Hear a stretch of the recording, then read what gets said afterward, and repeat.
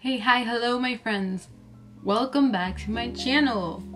For today's video, I will be teaching you guys how to make your own custom Funko Pop. This all started because I was trying to figure out what I could get my boyfriend Henver. I'll put a cute little picture right here for you. I was trying to see what I could do for him for our anniversary. He's a big fan of Funko Pops. I'm gonna put in a little clip of all his little collection here. Materialistic things are great, but I like things that come from the heart, so I figured I will get him a custom Funko Pop. I looked online. I'm not sure what it's called. I'm going to put the link in the description down below if you guys want to do that. But there is a website that does make custom Funko Pops. You send them a picture of the person you'd like to make as a pop, and they customize it and send it to you. So I originally just wanted to go ahead and buy the Funko Pop that they could make for me, but I figured, you know, I'm pretty artistically talented or whatever, why not try it myself? So this is the Funko Pop that I made. I put it on my Snapchat. This was my very first attempt at doing something like this, and to be honest with you, I thought this was going to be a hard fail. So if I could do it, any of you could do it, and I will guide you through, take you on these steps on how to make your own custom Funko Pop. So if you'd like to see how I did this, just keep on watching.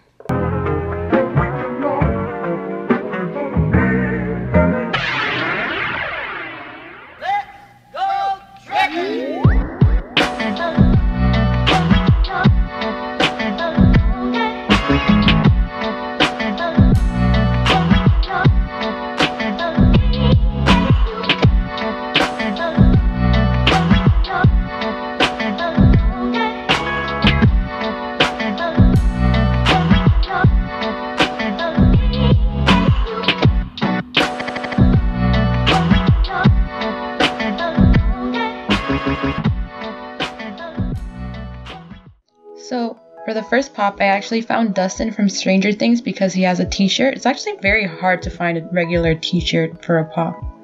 And then I found Dennis Nedry, and I literally just wanted him for the glasses.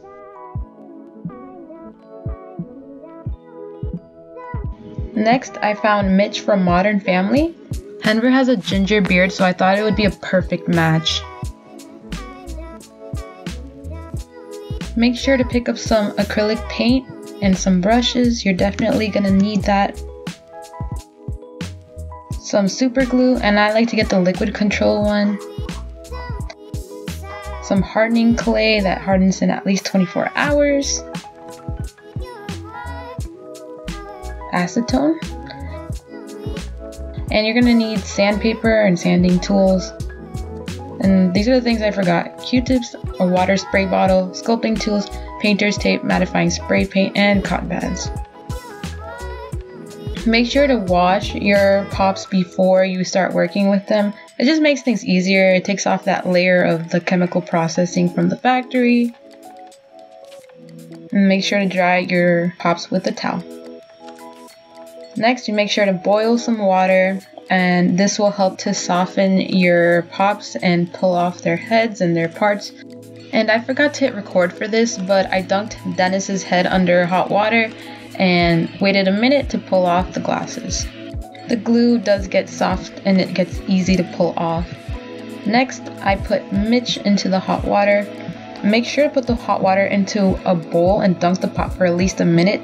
Especially the head. The plastic should get soft, and when you take it out, be very careful because there might be hot water in the head, so you might want to squeeze that out. Pull the body from the head socket using a rag towel. And Dustin's head came off a lot easier than Mitch's head. So now I have the head and the body I need. I soaked the cotton pad with acetone and rubbed off the hair because I wanted to paint it brown. You can attempt to always paint over the existing paint, but you never know how the factory paint may affect the acrylic paint. And I also wanted to have a blank canvas. Use an acetone soaked Q-tip to get into the crevices. And then I used a cotton pad once again, just to remove any extra paint. The eyebrows were a little bit too straight, and Henver's eyebrows are a little bit more rounded and arched. I soaked a Q-tip with acetone to remove the existing eyebrows. And then I used a small tip paintbrush just to draw on some new eyebrows with some brown paint. And you want to work slowly with this. Don't make one whole motion because it could mess up the shape you're going for. Then, with a small flat brush, dip it in acetone and wipe away any errors that you find on the eyebrows, kind of to conceal and correct. And now you have new brows. Don't freak out if they don't look exactly the same. Remember, eyebrows are sisters, not twins. Next, we're going to use hardening clay.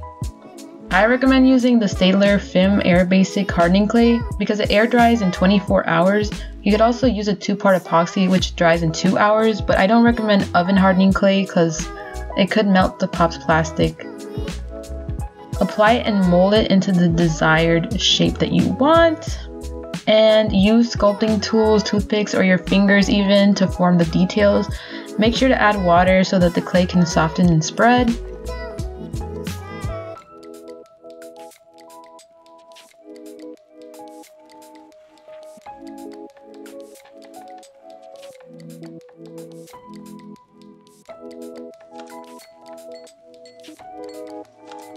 Remove the paint again from the body, the same way with the Q-tip and acetone.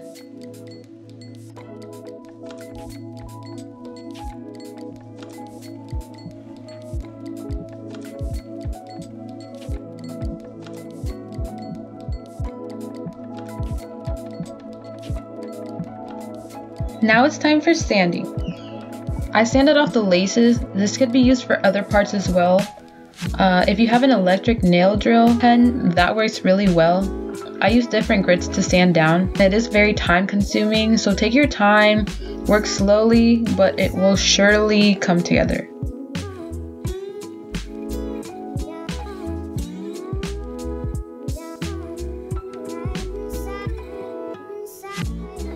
It to the shirt. So all you need to do is flatten and roll out the clay.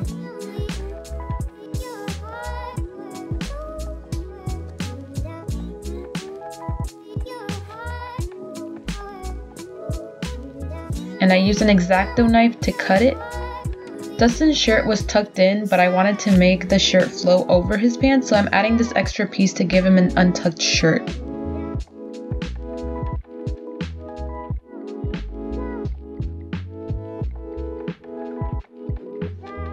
And just blending it into the existing shirt.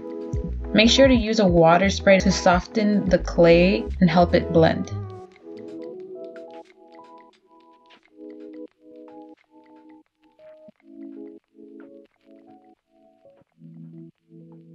Use sculpting tools to get in the areas that are harder to reach.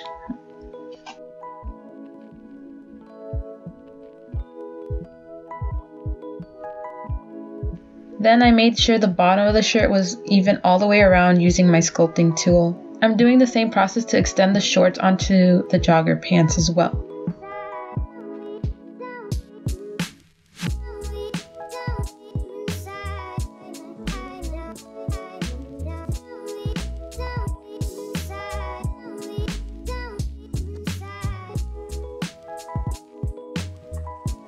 I also used my sculpting tool to make wrinkles at the bottom of the pants to make them look a little bit more like joggers instead of pants, and then repeated that on the other leg. I also added clay onto the shoes to cover any imperfections from my sanding and forming a flat illusion for Vans. And after letting the clay dry for 24 hours, it's time to paint. I painted the hair brown. The key here is patience and make sure it's dry.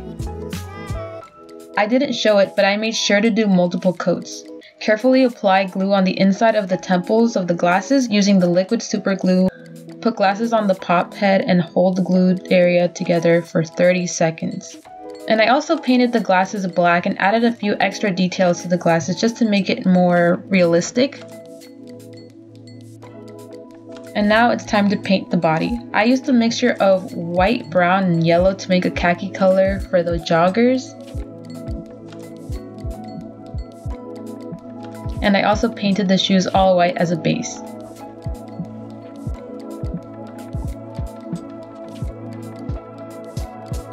Henry loves the Flash, so I painted his shirt red and made the details for the Vans using a skinny pointed brush with black paint.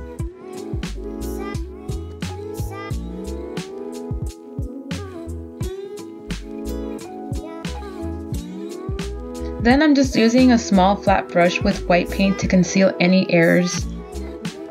Next, I'm going to attempt, keyword attempt, to make the Flash sign on the shirt by using white paint and making a circle on the shirt.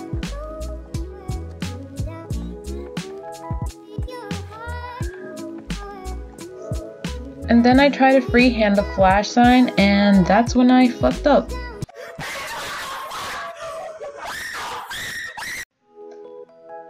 Moving on, I made a stencil of the Flash sign on a piece of blue tape and cut it out with an X-Acto knife. I also painted over the failed design I made at first with the white paint and used that for a blank canvas. I put the stencil over the desired area and I painted over it with multiple coats. Work quickly through this because sometimes the paint does get stuck to the tape, unfortunately.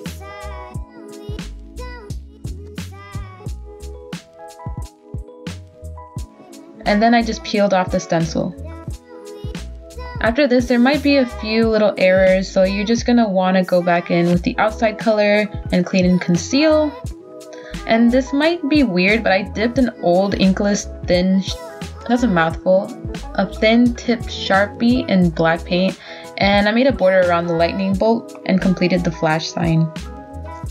This was probably the trickiest part, but to make the checkered Vans, I used blue tape to map out where I wanted the blocks, and I used them as a stencil to paint over with black.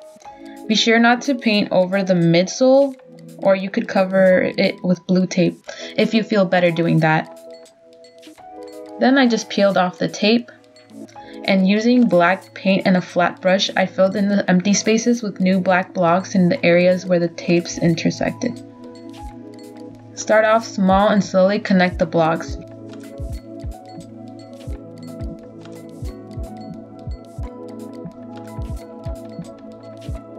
You can use white again to conceal any errors. It's pretty self-explanatory, and then I just repeated it on the other shoe. So now we have the head and body painted and need to seal it so we can connect the head and the body. I used the Krylon finishing spray for acrylic paint, but make sure you have lots of paper, cardboard, or newspaper to do this over, and make sure you use downward motions while you're spraying over and around the pieces. I pushed the piece of the body into the head socket with some force while twisting it a bit, and it should pop right on. Ha, get it? Pop right on? Pop? No? Okay. And that's the result of my custom Funko Pop. That pretty much wraps it up for this video, and if you guys do end up making your own custom Funko Pop, please send me pictures. I would be so happy to see these. Thank you guys so much for watching. If you liked this video, please like, comment, and subscribe to your girl. Bye!